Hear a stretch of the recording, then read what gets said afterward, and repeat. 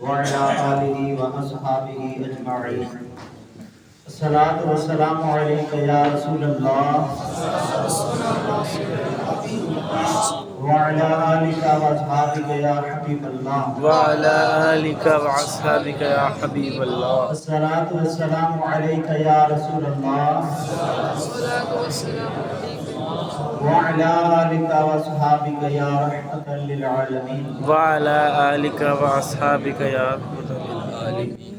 اللہ تعالیٰ نے قرآن پاک میں ارشاد فرمایا وَيْلٌ لِكُلِّ ہُمَزَةٍ لُمَزَةٍ، خرابی ہے اس کے لیے کہ جو منہ پر عیب نکالتا ہے اور پیٹھ پیچھے برائی کرتا ہے، یعنی کہ غیبت کرتا ہے۔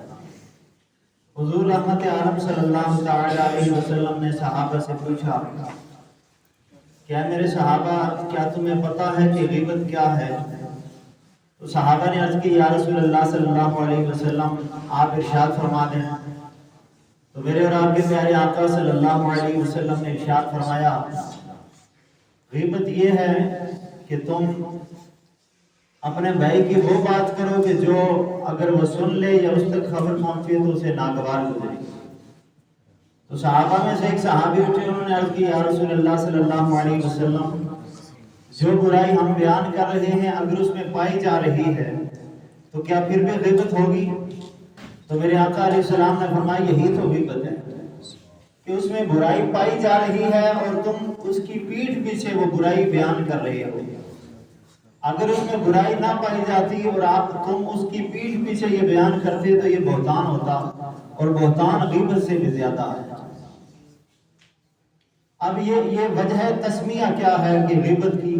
حضرت موسیٰ علیہ نبینا علیہ السلام فرماتے ہیں کہ ایک مقام سے گزر رہا تھا، میں نے شیطان کو دیکھا کہ اس کے ایک ہاتھ میں شہد ہے اور دوسرے ہاتھ میں خاک ہے۔ تو آپ نے اس سے پوچھا کہ اے دشمن خدا یہ بتا یہ شہد اور یہ خاک اس سے کیا کام لیتے ہو؟ تو شیطان کہنے لگا کہ شہد جو ہے یہ میں غیبت کرنے والے کے لبوں پہ ہونٹوں پہ لگا دیتا ہوں جس سے یہ اور ذائقہ لے لے کے اور مزہ کر کے خوب غیبتیں کرتا ہے، اور خاک یتیم بچے کے چہرے پہ مل لیتا ہوں تاکہ لوگ اس سے نفرت کریں۔ یہ وجہ ہے تسمیہ۔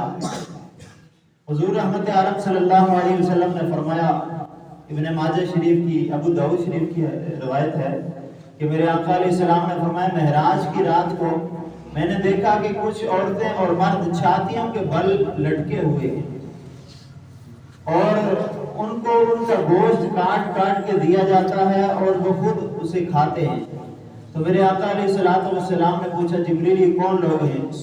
تو انہوں نے عرض کی یا رسول اللہ صلی اللہ علیہ وسلم یہ وہ لوگ ہیں کہ جو دنیا میں غیبت کیا کرتے تھے۔ ایک اور روایت میں ہے کہ رحمت عالم صلی اللہ تعالی علیہ وسلم نے ارشاد فرمایا کہ میں نے کچھ ایسے لوگ دیکھے کہ جن کے ناخن تانبے کے ہیں اور اپنے سینے اور چہرے کو نوچ کے خود ہی کھائے جا رہے ہیں۔ میں نے پوچھا جبریل یہ کون لوگ ہیں؟ تو عرض کی یا رسول اللہ صلی اللہ علیہ وسلم جو اپنے مردہ بھائی کا گوشت کھاتے تھے، یعنی کہ دوسرے مسلمان کی غیبت کیا کرتے تھے۔ قرآن پاک کی سورہ احزاب کے اندر اللہ تعالیٰ نے ارشاد فرمایا کہ غیبت کرنا ایسا ہے کہ جیسے اپنے مردہ بھائی کا گوشت کھانا۔ اب ظاہر سی بات ہے کہ مردہ بھائی کا گوشت کیا زندہ بھائی کا بھی کوئی گوشت کھانا گوارا نہیں سمجھتا، اور گوشت سے اس لیے تشبیہ دی کہ اگر کسی کا جسم کاٹا جائے اور اس کے گوشت کو کاٹ کے کھایا جائے تو جس کا جسم سے گوشت کاٹا جا رہا ہے اسے کس قدر تکلیف ہوتی ہے، اسی طرح غیبت کرنے والا جب غیبت کر جاتا ہے یہ خبر اس تک پہنچتی ہے تو اسے سن کر یہ تکلیف ہوتی ہے، تو اس لیے اس کی تشبیہ دی گئی۔ حضور رحمت عالم صلی اللہ علیہ وسلم کا گزر ایک قبرستان سے ہوا تو میرے آقا علیہ السلام سواری سے نیچے اترے اور آپ صلی اللہ علیہ وسلم دو قبروں کے سرانے کھڑے ہوئے اور پھر ارشاد فرمایا کوئی ہے کہ جو مجھے تار شاخ لا کے دے؟ ایک صحابی تار شاخ لے کے آئے، میرے آقا علیہ السلام نے اس کے دو حصے کیے، ایک کو ایک قبر پہ گاڑا، دوسرے کو دوسری قبر پہ گاڑا۔ پھر حضور رحمت عالم صلی اللہ علیہ وسلم سے عرض کی گئی یا رسول اللہ صلی اللہ علیہ وسلم آپ نے ایسا کیوں کیا؟ تو میرے آقا علیہ السلام نے فرمایا دونوں قبر والوں کو عذاب ہو رہا تھا۔ اور عذاب بھی کس وجہ سے ہو رہا تھا؟ ایک پیشاب کے چھینٹوں سے نہیں بچتا تھا اور دوسرا غیبت کیا کرتا تھا۔ جب تک یہ طارش آنکھیں رہیں گی کہ اللہ کی تسبیح کریں گی، ان کی عذاب میں تخفیف ہوتی ہے۔ تو غیبت بہت بڑا گناہ ہے۔ آپ دیکھیے کہ ہم جتنے اعمال کرتے ہیں کہ یہ ہم اپنا اعمال کر کے یوں غیبت کر کے برباد کر دیتے ہیں۔ ایک روایت میں ہے قیامت کا دن ہوگا، ایک شخص جو بڑا نمازی، حاجی، بڑا پرہیزگار، تقوی شعار ہوگا، اور وہ اسے سامنے جنت کا دروازہ نظر آئے گا اور وہ دوڑا چلا جائے گا۔ جب جنت کے دروازے پہ پہنچے گا تو فرشتے اسے کہیں گے کدھر جاتے ہو، یہ تمہارا محل نہیں ہے۔ تو وہ پوچھے گا یہ کس کا گھر ہے؟ تو وہ کہیں گے کہ یہ جو لوگ اللہ کی عبادت کرتے تھے یہ ان کا گھر ہے۔ تو وہ کہے گا میں بھی تو بڑی نمازیں پڑھتا تھا، میں بھی تو بڑی تسبیحات پڑھتا تھا، اور میں بھی روزے دار تھا، میں بھی بڑے اچھے اچھے عمل کرتا تھا۔ تو وہ فرشتہ کہے گا نہیں، یہ اس بندے کا ہے کہ جو جس کی تو نے غیبت کی تھی اس کے برے اعمال، بدعمالیاں تیرے پلے میں آ گئی اور تیری نیکیاں اس کی طرف چلی۔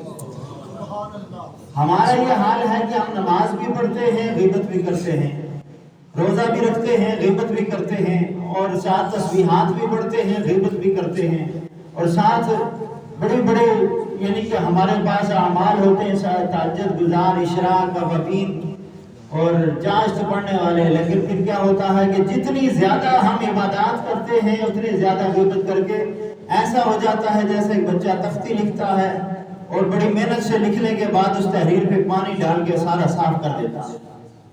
اس لیے ہمیں غیبت سے بچنا چاہیے۔ یہ بہت بڑا گناہ ہے کہ جو ہمارے اعمال غارت ہو جاتے ہیں، برباد ہو جاتے ہیں۔ رحمت عالم صلی اللہ علیہ وسلم نے ایک مرتبہ صحابہ سے ارشاد فرمایا کہ روزہ رکھو، اس وقت تک افطار نہیں کرنا جب تک میں نہ کہوں۔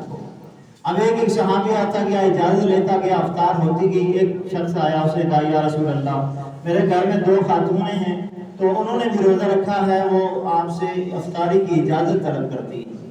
تو میرے آقا علیہ السلام نے روح انور پھیر لیا۔ پھر اس نے کہا یا رسول اللہ، انہیں بھی اجازت عطا فرمائیے۔ حضور نے اپنا روح انور پھیر لیا۔ تیسری مرتبہ پھر عرض کی تو میرے آقا علیہ السلام نے ایک پیالہ عطا فرمایا اور ارشاد فرمایا کہ جاؤ انہیں کہو اس پیالے میں کیا کریں۔ جب وہ پیالہ لے کے گئے تو ان عورتوں نے کیا کی، پیالہ جب میرے آقا علیہ السلام کی بارگاہ میں حاضر ہوا تو صحابہ بھی دیکھ کے حیران ہو گئے کہ اس میں خون اور گوشت، تازہ خون اور تازہ گوشت تھا، اس میں لوتھڑے تھے۔ تو صحابہ حیران ہو گئے۔ میرے آقا علیہ السلام نے فرمایا یہ عورتیں اللہ کی حلال کردہ چیزوں کو چھوڑ کے حرام کردہ چیزوں کو اپناتی رہی ہیں۔ اللہ نے کھانے پینے کو حلال کیا تھا افطاری سے جو پہلے، اور ان حلال چیزوں کو چھوڑ دیا، لیکن اللہ نے جو افطاری سے پہلے یا بعد میں جو حرام کی تھی، مثلا غیبت، تو یہ غیبت کرتی رہی، اپنے مردہ بھائی کا گوشت کھاتی رہی۔ تو کیا فائدہ اس روزے کا کہ جس میں ہم غیبت بھی کریں، جھوٹ بھی بولیں، دوسروں کی دل آزاری بھی کریں، تو اسی روزے کی برکات زائل ہونے کا اندیشہ ہوتا ہے۔ تو ہمیں چاہیے کہ روزے کی حالت میں بھی غیبت نہ کریں اور عام حالات میں بھی غیبت نہ کریں۔ اللہ تعالیٰ سے دعا ہے کہ ہم سب کو عمل کی توفیق عطا فرمائے۔